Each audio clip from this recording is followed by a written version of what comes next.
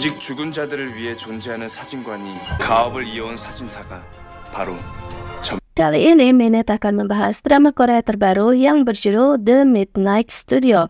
Tanpa berlama lagi, episode 1, mari kita review. Dengan hati yang sangat putus asa, ada orang yang bodoh mempertaruhkan nyawa di alam baka dan mencuri barang-barang di sana. Tanpa tahu betapa menyeramkannya sang penjaga. Di alam baka ada sebuah studio foto yang diperuntukkan untuk orang tiada. Namun kamera yang ada di sana bukan hanya bisa memotret orang tiada, tapi juga bisa menghidupkannya. Dan orang itu akhirnya kembali ke dunia nyata untuk bisa membangkitkan anaknya yang sedang sekarat. Tapi ia tak bisa lolos begitu saja, sang penjaga mendatanginya. Jadilah ia membuat sebuah perjanjian di mana anak dan keturunan-keturunannya akan tiada saat berumur 35 tahun. Dan akan dikejar-kejar oleh hantu selama hidupnya. Dan perjanjian itu pun menjadi sebuah kutukan bagi para keturunan-keturunannya. Dan keturunan yang harus menjaga kamera yang tak bisa kembali ke alam baka itu pun kini bernama So Ki-joo. Ia tidur begitu nyenyak di sebuah gereja yang sedang melakukan doa bersama.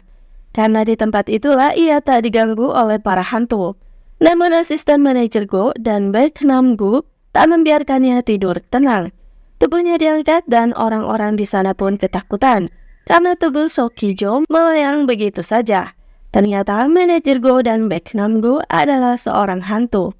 Studio foto tengah malam kini dibuka karena ada seorang pelanggan, yaitu seorang wanita muda. Yang permintaan terakhirnya adalah melakukan kisah. Tapi tentu Ki-joo ketakutan karena wujud sang hantu wanita begitu menakutkan. Ia bahkan menghina sang hantu, hingga hantu itu pun murka, membuat Baek Nam-gu turun tangan untuk mengusirnya. Ki-joo pun berakhir dengan demam, namun hantu perawan itu membuat ulah lagi. Ia membakar studio foto Ki-joo, hingga akhirnya Ki-joo pun diusir oleh pemilik rumah. Ki-joo mulai mencari tempat baru lagi.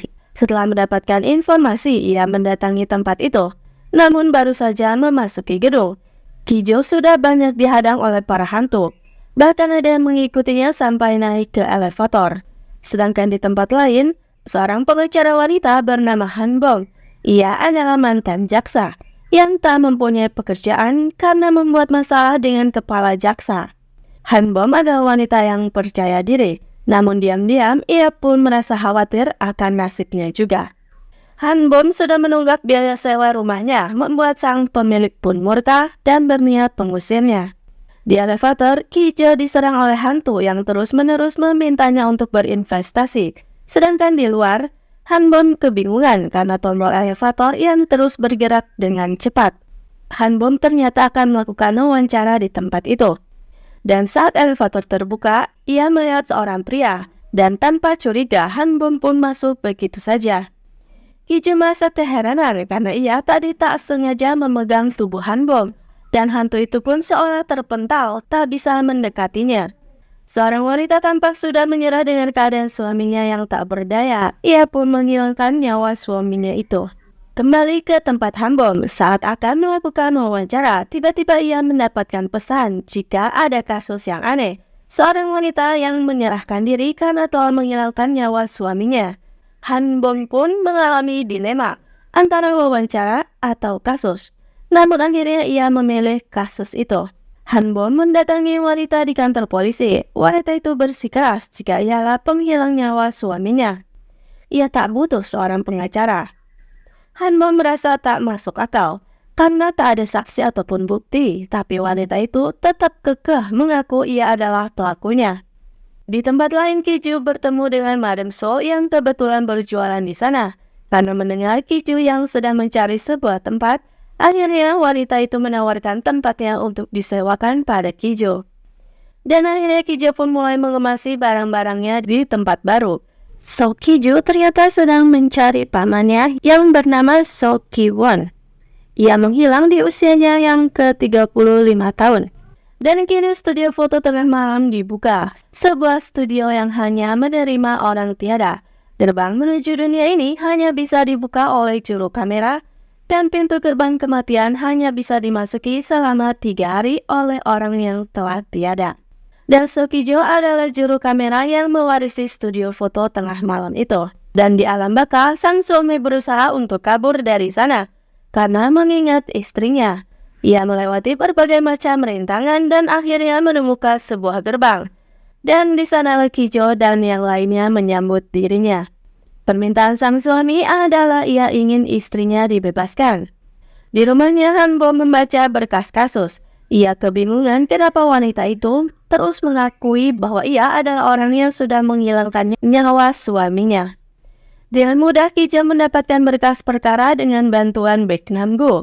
Setelah membacanya, Ki-jo merasa bahwa itu bukanlah tugasnya. Ia tak mungkin bisa membebaskan istrinya yang kini ada di penjara. Ki-jo paling tidak hanya bisa menyampaikan pesan terakhirnya saja. Tapi sang suami bersikukuh jika bukan istrinya lah pelakunya. Asisten manajer Go merasuki tubuh polisi agar dengan mudah mencari keberadaan istri dari si hantu pria itu. Ki-jo pun berpura-pura menjadi pengacara wanita itu. Dan kini giliran tugas Baek Nam-gu. Karena sang istri ternyata dikerubuti beberapa hantu. Baek Nam-gu berkelahi dengan hantu-hantu itu. Setelah memastikan tempat itu bersih, kini giliran Ki-jo yang berbicara dengan manusia sungguhan.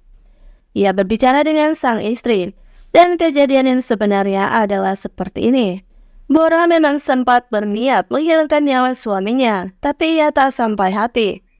Bora pun pergi keluar kamar, namun ternyata sang suami tahu akan hal itu. Dengan sisa tenaganya, ia pun menjatuhkan dirinya dari kasur hingga dirinya tiada. Tapi tentu Bora tak percaya jika Ki-jo diutus oleh suaminya. Mana ada orang yang akan percaya ucapan Ki-jo. Hingga akhirnya Bora murka dan hampir mencekik Ki-jo. Tak lama Han Bom datang segera menenangkan Bora. Dan sebagai upaya terakhir, Ki-jo mengatakan makanan favorit suaminya. Bora pun kebingungan bagaimana Ki-jo bisa tahu hal itu. Ki-jo lalu meminta Han Bom sebagai pengacara untuk membuktikan kemampuannya. Karena klien Ki-jo tak punya banyak waktu. Han Bom berbicara lagi dengan Bora, dan akhirnya Bora menjelaskan semuanya ketika hari kejadian. Ia mendapat banyak sekali pesan tagihan-tagihan, hingga membuatnya sudah tak tahan. Ia memang berniat menghilangkan nyawa suaminya, lalu ia akan bundir. Tapi ia tak sanggup melakukannya. Setelah diyakini, akhirnya Bora pun bersedia bersaksi kembali. Setelah dibebaskan, Bora kini mendatangi studio tengah malam. Ki-jo pun memotretnya dan keajaiban muncul. Bora kini bisa melihat suaminya, juga orang-orang di samping Ki-jo yang tadinya tak ada. Itu terjadi karena kamera memiliki dua fungsi. Jepretan pertama yaitu memungkinkan orang yang hidup dan orang yang sudah tiada bisa melihat satu sama lain.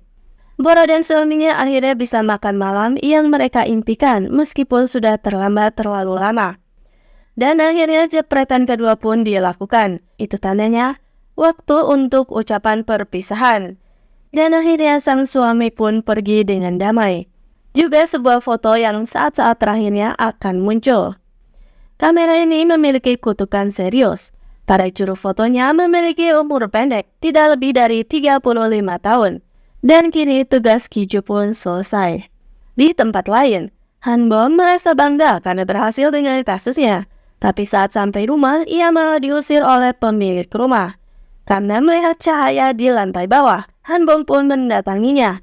Ia lalu membuka rumah itu dan melihat sebuah pintu. Dan saat membukanya, ia merasa sangat takjub. Di setiap jendelanya ada berbagai macam musim yang berbeda-beda. Dan Ki-jo pun kini ada di hadapannya. Keduanya sama-sama terheran. Kenapa wanita di hadapan Ki-jo itu ada di sini? Apakah ia sudah tiada? Sedangkan Han Bom bertanya, tempat apakah itu sebenarnya? Dan episode 1 pun berakhir.